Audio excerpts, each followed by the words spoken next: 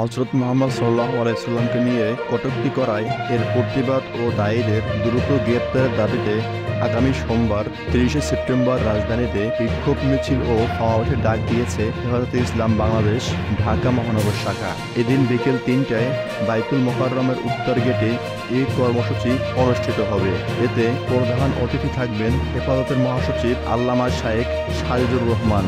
বৃহস্পতিবার ২৬ সেপ্টেম্বর এক বিবৃতিতে এই কর্মসূচি ঘোষণা করেন হেফাজতে ইসলাম বাংলাদেশ ঢাকা মহানগর সভাপতি মাওলানা জুনায়েদ আল হাবিব ও সেক্রেটারি মাওলানা মামুনুল হক। এতে তারা বলেন, ভারত মহারাষ্ট্রের হিন্দু পুরোহিত রামগিরি মহারাজ রাসূল সাল্লাল্লাহু আলাইহি সাল্লামের নামে জঘন্য কটূক্তি এবং বিজেপির সাংসদ নীতেশ নারায়ণ রানে এই পুরোহিতকে সমর্থন করায় বিশ্বের সর্বস্তরে ধর্মপ্রাণ নবীপ্রেমিক মুসলমানদের অন্তরে আগুন জ্বালিয়ে দিয়েছে। এই কটূক্তির নিন্দা ও প্রতিবাদ জানানোর ভাষা আমরা খুঁজে পাচ্ছি না। আরও বলা হয়, গত আগস্ট মাসে সংঘটিত এই ঘটনায় মামলা হলেও এখন পর্যন্ত রাজ্য সরকার কাউকে গ্রেফতার না করায় বিশ্ব মুসলিমের অন্তরে ক্ষোভ আরও বহুগুণে বৃদ্ধি পেয়েছে, যার ফলে ভারত সহ বিশ্বের বিভিন্ন দেশের মুসলিম জনতা রাস্তায় নেমে আসতে বাধ্য হয়েছে।